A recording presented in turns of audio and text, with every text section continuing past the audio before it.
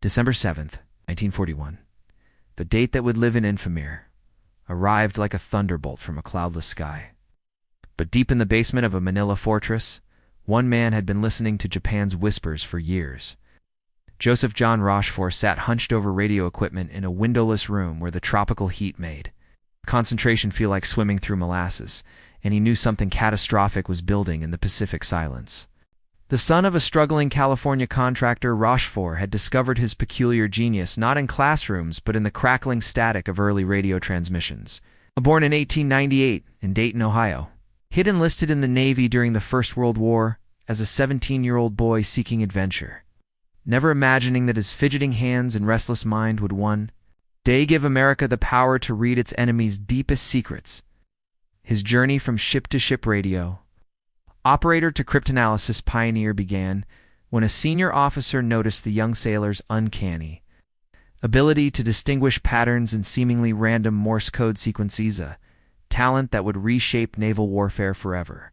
By 1925, Rochefort had been selected for specialized training in cryptography, a field so obscure that the Navy barely understood its potential value. He spent 3 years in Japan during the late 1920s, ostensibly learning the language and culture as part of a diplomatic exchange program.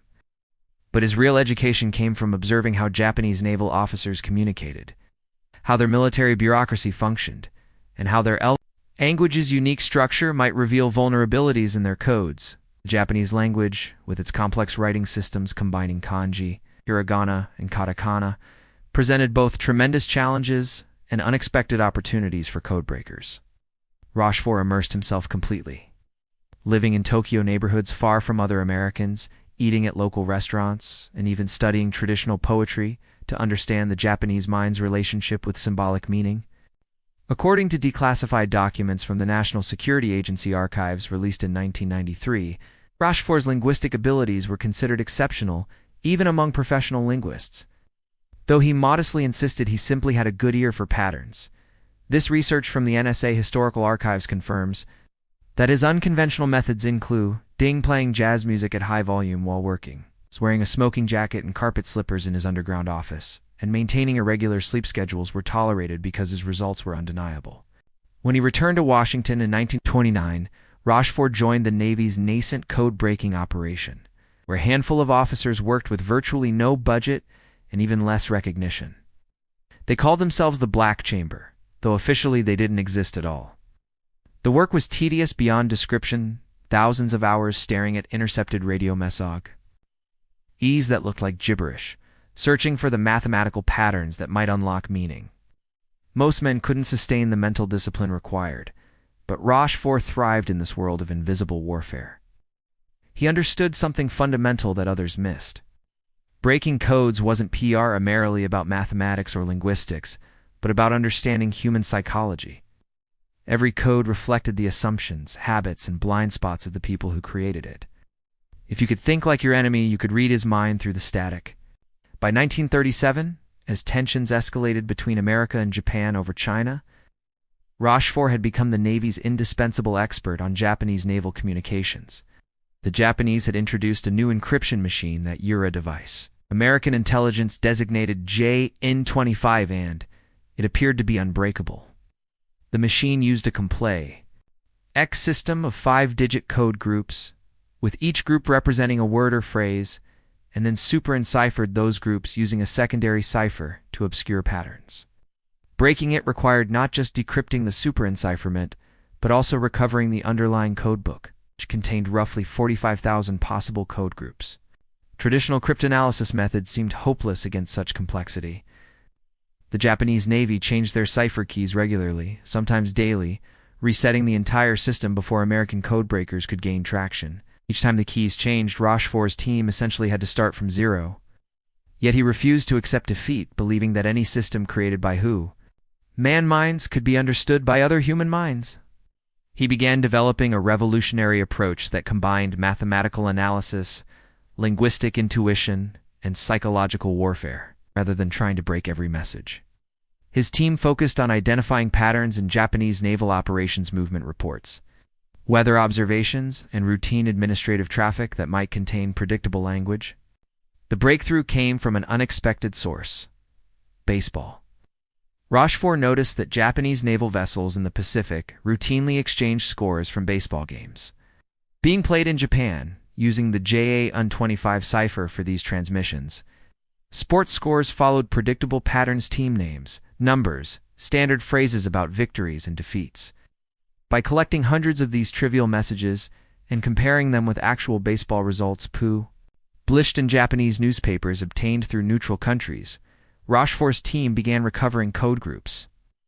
One group meant won, another meant lost, others represented specific teams or score numbers. It was painstaking work, perhaps a dozen code groups from months of interceptions, but it provided footholds into the cipher's structure.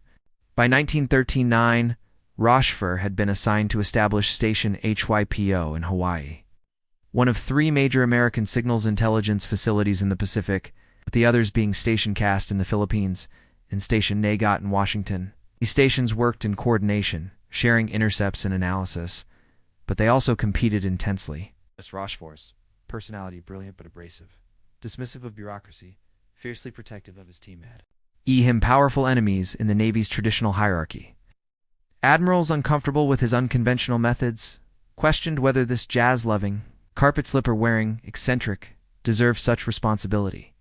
They didn't understand that Rochefort's seeming eccentricities were actually carefully cultivated strategies for maintaining the extraordinary mental focus required for cryptanalysis work. His team at Station HYPO worked in a basement beneath the 14th Naval District headquarters at Pearl Harbor, in a space locals called the Dungeon. The room had no windows, poor ventilation, and was crowded with radio receivers, cipher machines, filing cabinets, and work tables covered with intercepted messages. The temperature frequently exceeded 90 degrees Fahrenheit.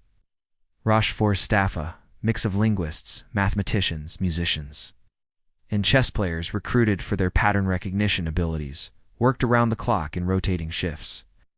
They developed their own culture, their own language, their own way of thinking about the puzzles before them. Rochefort encouraged this insularity, understanding that breakthrough thinking rarely emerged from conventional military discipline. January 1941 arrived with ominous diplomatic clouds gathering over the Pacific.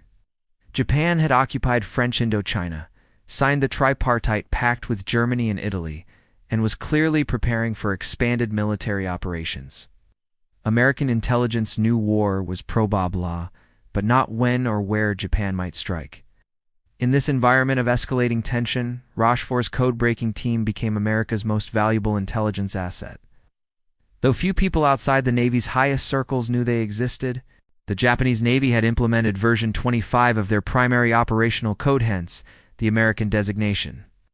JN-20-5, thus latest iteration, proved especially resistant to penetration. Rochefort's team could intercept thousands of encrypted messages daily, but read-and-G them remained largely impossible. They could identify radio call signs and track which ships were communicating with which shore stations, building a picture of Japanese naval organization through traffic analysis alone, but the actual content of most messages remained locked behind impenetrable cipher walls. Then Rochefort made a decision that would prove fateful. He shifted his team's focus from trying to break every message to building a comprehensive understanding of Japanese naval behavior patterns. If they couldn't read the words, they could still learn volumes from who was talking, when they were talking, how often they were talking, and how their communication patterns end during different types of operations. This metadata analysis, though that term wouldn't be coined for decades, allowed Rochefort to develop increasingly accurate predictions about Japanese intentions. By mid-1941, his team had recovered perhaps 15% of the JN-25 codebook, enough to extract fragmentary meaning from intercepted messages. A partially decoded message might read, "Carrier division to unrecovered group, sortie unrecovered group destination, unrecovered group." Even these fragments provided actionable intelligence when combined with traffic analysis and knowledge of Japanese operational procedures. Rochefort developed an intuitive feel for filling in the gaps, making educated guesses based on context and his deep understanding of Japanese naval culture. Throughout the summer and fall of 1941, Rochefort repeatedly warned his superiors that Japanese naval communications patterns indicated major fleet movements were being planned. The volume of radio traffic had increased dramatically, then gone conspicuously silent, a telltale sign Hat ships had been ordered to maintain radio silence while approaching operational areas. Multiple carrier divisions had dropped off the American tracking charts, their locations unknown. Rochefort's analysis suggested they were consolidating for a major offensive operation. But where and when remained unclear. The tragedy of Pearl Harbor on December 7th demonstrated both the value and limitations of signals intelligence. Rochefort's team had detected the gathering storm but couldn't pinpoint its target. The Japanese strike force approaching Hawaii had maintained nearly perfect radio silence, making intercept-based intelligence impossible. Moreover, the institutional Navy hadn't fully trusted or understood Rochefort's unconventional methods. His warnings had been filtered through layers of skeptical bureaucracy, diluted and questioned by officers who trusted battleship diplomacy more than cryptanalysis. When Japanese bombers appeared over Oahu that Sunday morning, they achieved complete tactical surprise despite America possessing the capability, theoretically, to read significant portions of enemy communications. December 8, 1941, brought both devastation and determination to Station HYPO, beneath the smoking ruins of Pearl Harbor. While rescue crews pulled bodies from sunken battleships and the island's hospitals overflowed with wounded sailors, Rochefort's team worked with manic intensity in their underground warren. The attack had killed over 2,000 Americans and crippled the Pacific Fleet's battle line. But it had also eliminated any doubt about America's entry into the war. For Rochefort, the personal stakes had become absolute. His work was no longer an intellectual exercise, but the difference between victory and annihilation. In the attack's immediate aftermath, Japanese radio traffic exploded with operational communications as their fleet commanders coordinated the strike force's withdrawal and planned follow-up operations.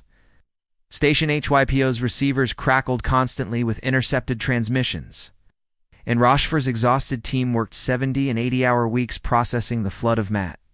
Ariel's sleep became a luxury measured in minutes rather than hours. Meals were eaten at workstations. The oppressive basement heat combined with cigarette smoke and body odor created an atmosphere that visiting officers found nearly unbearable, but Rochefort's cryptanalysts barely noticed. They were hunting. The weeks following Pearl Harbor yielded critical breakthroughs.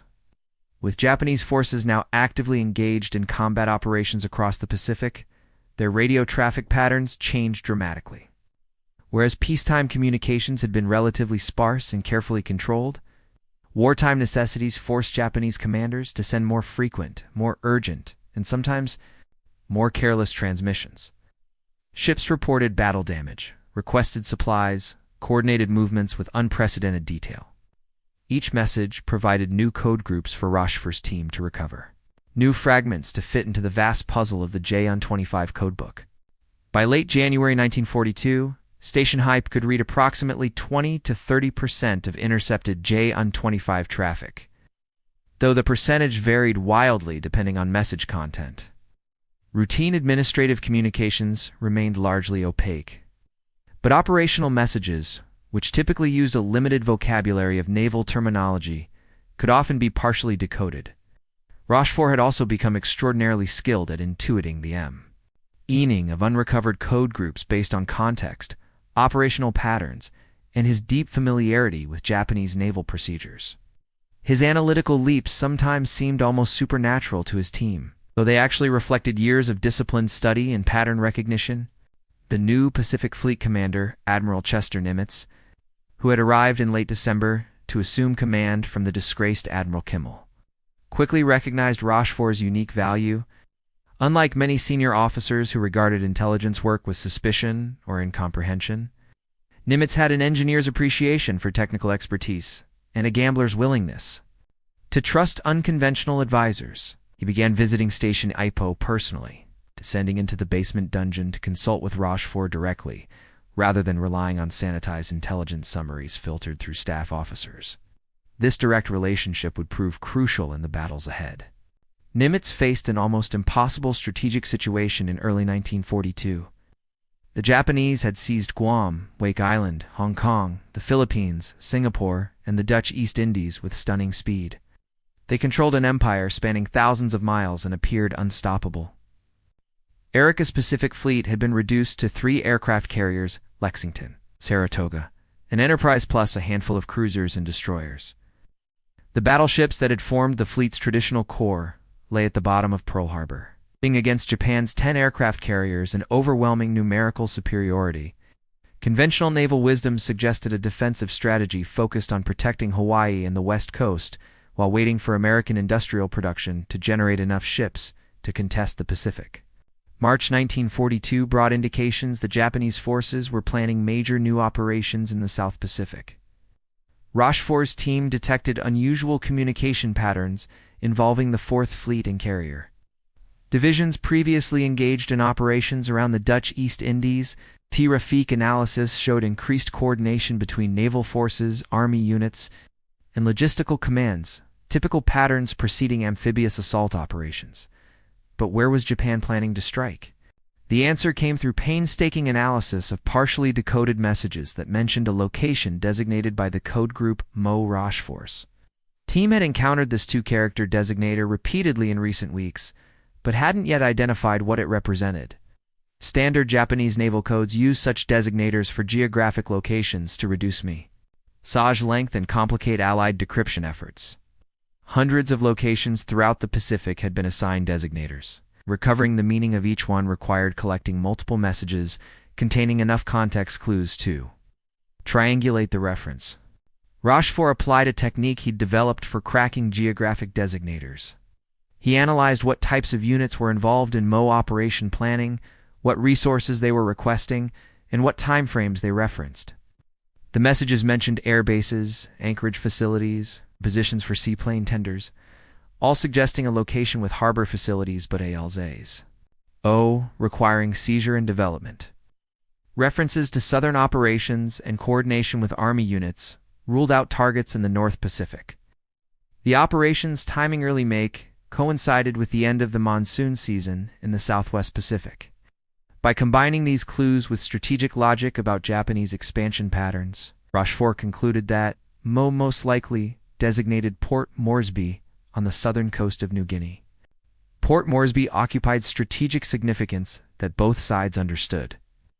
Its possession would give Japan control of the Coral Sea and threaten Australia's northeastern coast, potentially cutting Allied supply lines to the Southwest Pacific. Conversely, keeping Port Moresby in Allied hands provided a aging base for eventual counteroffensives toward the Philippines. Rochefort warned Admiral Nimitz that Japanese forces, including at least 2 aircraft carriers, would likely attempt to seize Port Moresby in early May.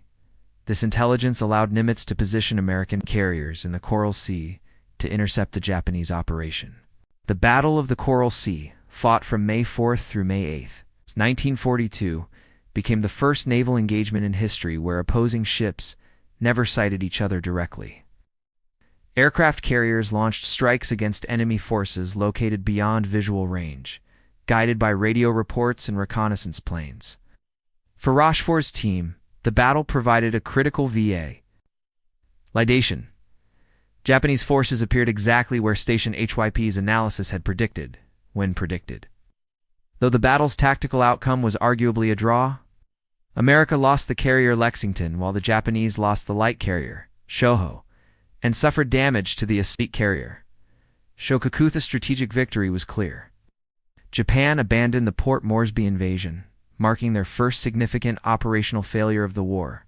More importantly, the Coral Sea engagement confirmed to Admiral Nimitz that Rochefort's code-breaking intelligence was reliable enough to base major operational decisions upon. This trust would prove decisive in the coming weeks, because Station HYPO was detecting signs of something much larger being planned. Throughout late April and early May, Japanese radio traffic patterns indicated that multiple fleet elements were being assembled for a massive operation. The volume and urgency of communications suggested this would be the decisive blow Japan hoped would force America to negotiate a settlement. Rochefort's team began encountering references to a target designated AF in dozens of high-priority messages.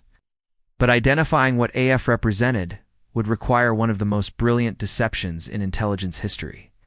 May 10, 1942, found Rochefort staring at intercepts that terrified him.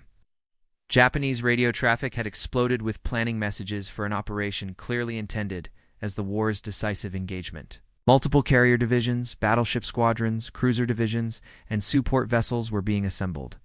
Supply requisitions mentioned fuel quantities suggesting operations far from Japanese bases. The scale indicated Japan was committing virtually its entire combined fleet to this mysterious AF operation planned for early June. But what did AF designate? Rochefort's intuition, supported by circumstantial evidence from traffic analysis and partially decoded messages, suggested Midway Atoll, the tiny coral islands 1,500 miles northwest of Hawaii that marked America's westernmost defensive outpost in the Central Pacific. Capturing Midway would give Japan a base threatening Hawaii itself and might force the American Pacific Fleet into the decisive surface engagement Japan's battleship admirals craved.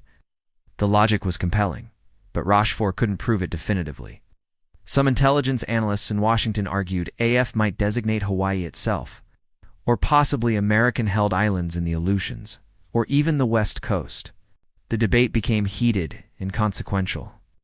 If Rochefort was wrong, and American carriers rushed to defend Midway, while Japan actually struck somewhere else, the war might be lost. Admiral Nimitz needed certainty before committing his 3 available carriers Enterprise, Hornet, and Yorktown to what would essentially be an ambush operation. The Pacific Fleet couldn't afford another Pearl Harbor, and gambling everything on potentially mistaken intelligence analysis seemed almost criminally reckless to many senior officers. Rochefort proposed an audacious deception to prove his analysis. If a F really meant Midway, then triggering Japanese communications about Midway should produce intercepts mentioning AF. He suggested that Midway's garrison send a radio message in a low-level code that Japanese intelligence could easily break. REPORTING, that their water desalination equipment had failed, and the island was experiencing fresh water shortages. If Japanese intelligence fell for the bait, their reports about Midway's water problems should mention AF and water issues in the same message. Nimitz approved the deception despite objections from skeptical staff officers. On May 20th, Midway transmitted a message in an old code reporting urgent water problems. Rochefort's team monitored Japanese intelligence traffic with mounting anxiety. 2 days later, they intercepted exactly what they'd hoped for, a Japanese intelligence report, transmitted in JUN-25 cipher, noting that AF was experiencing freshwater difficulties. The trap had worked perfectly. Rochefort had proven beyond doubt that AF designated Midway, giving Nimitz the confidence to commit America's entire carrier force to an engagement that would determine the Pacific War's trajectory. The final weeks of May saw Station Hupp working at a pace that bordered on collective insanity. Rochefort essentially stopped sleeping, catching occasional 20-minute naps on a cot in his office between message analysis sessions. His team processed hundreds of intercepts daily, building a detailed picture of Japanese operational planning. They identified which specific carriers would participate, which support vessels would accompany the strike force. Even the planned date of attack, June 4th. They discovered that Japanese forces would approach Midway from the northwest, that a separate diversionary operation against the Aleutian Islands would precede the main attack, that occupation forces were being assembled to seize Midway after carrier strikes neutralized its defenses. Admiral Nimitz used this intelligence to orchestrate the most successful ambush in naval history. American carriers positioned themselves northeast of Midway, directly across the Japanese fleet's expected approach route, waiting in concealment while Japanese commanders believed they would AKVA complete surprise. When the battle erupted on June 4, 1942, American dive bombers caught Japanese carriers with their decks crowded with armed and fueled aircraft, creating infernos that destroyed 4 fleet carriers, Kaga, Soryu, and Haryun, a single day. June 5, 1942, should have been Rochefort's greatest triumph.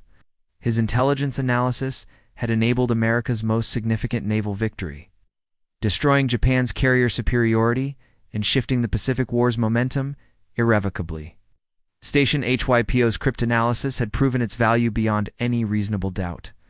Nimitz immediately recommended Rochefort T for the Distinguished Service Medal, recognizing that his work had been as consequential as any combat commander's actions. Yet even as the Battle of Midway's wreckage still burned, Forces within the Navy's bureaucracy were moving to destroy Rochefort's career. The institutional Navy had never fully accepted Rochefort's unconventional methods or personality. His disdain for paperwork, his refusal to follow normal communication protocols, his insistence on reporting directly to Nimitz rather than through proper channels all had created powerful enemies among staff officers who valued procedural correctness above results.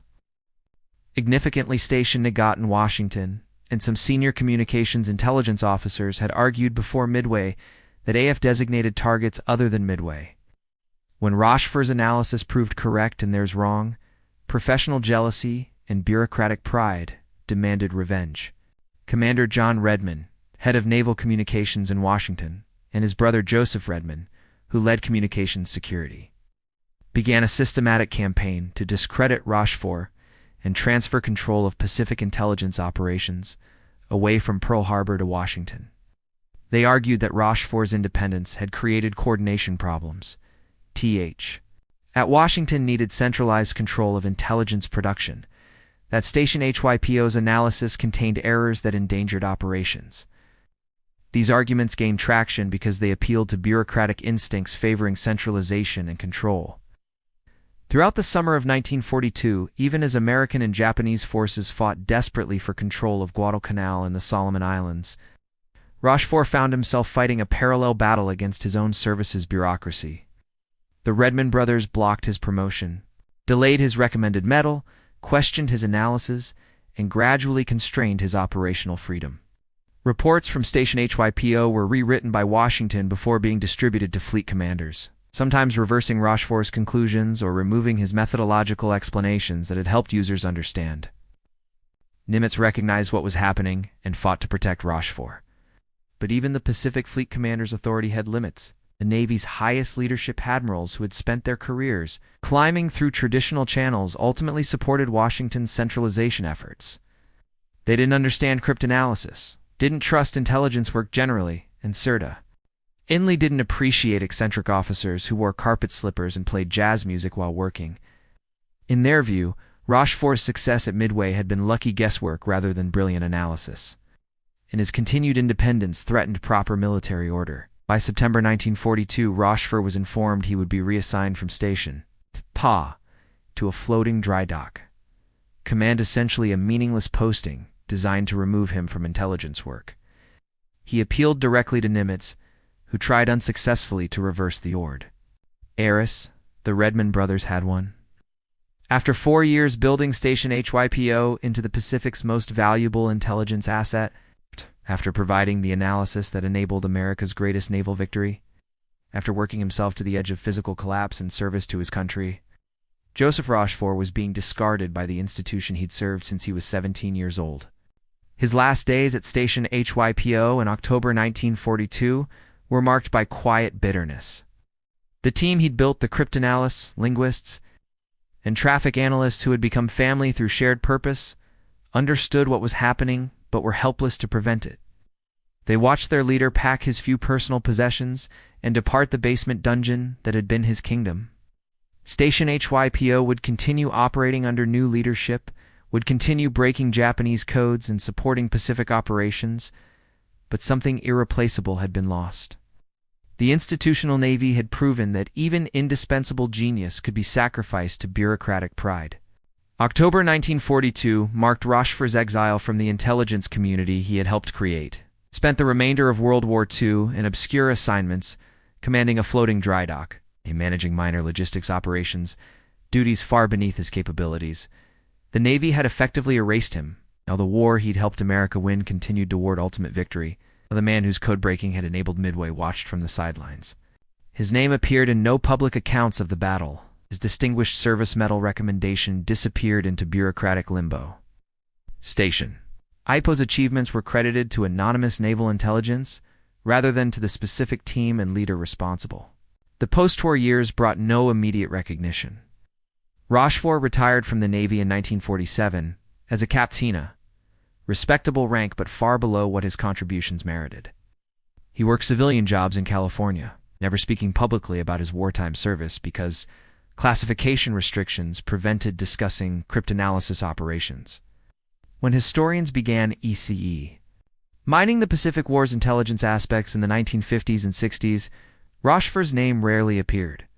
The few published accounts that mention Station HYPO's role at Midway typically attributed its success to organizational capabilities rather than individual brilliance. But history has a way of correcting injustices, albeit slowly. As declassification gradually opened wartime intelligence files through the 1960s and 70s, researchers began reconstructing what had actually happened in the basement beneath Pearl Harbor. They discovered the report Rochefort had written, the analyses that had proven so accurate, the bureaucratic battles he'd fought and lost.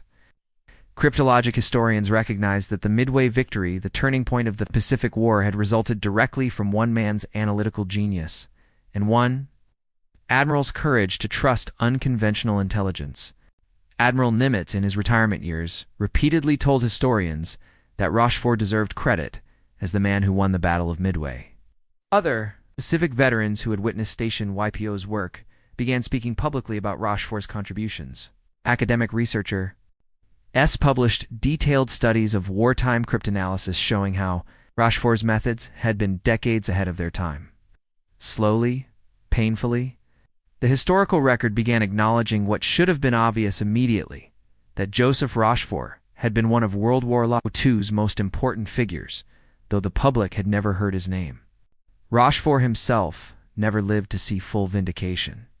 He died in July 1976, at age 78, just weeks after the United States celebrated its bicentennial.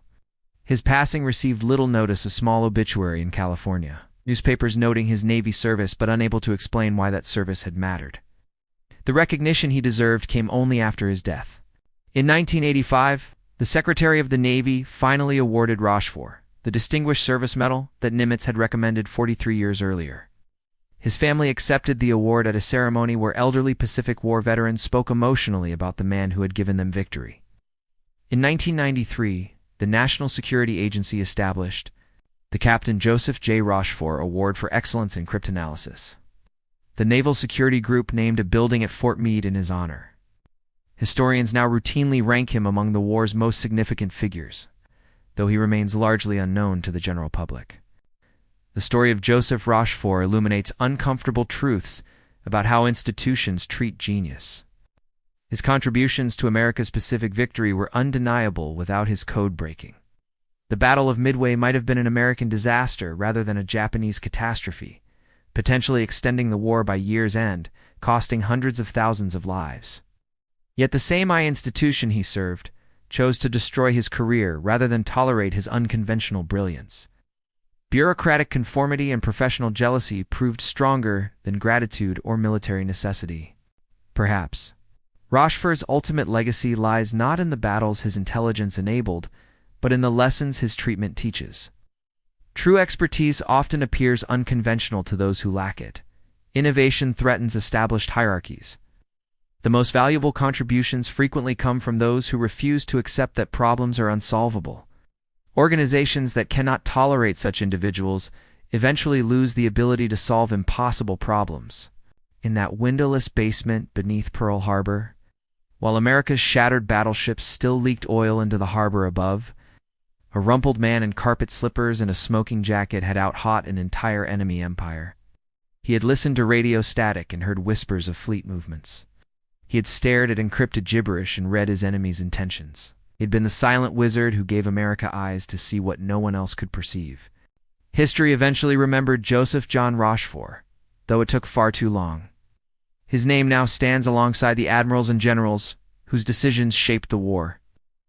A reminder that sometimes the most decisive battles are fought not with guns and ships but with patience, intelligence, and the stubborn refusal to accept that secrets must remain secret forever.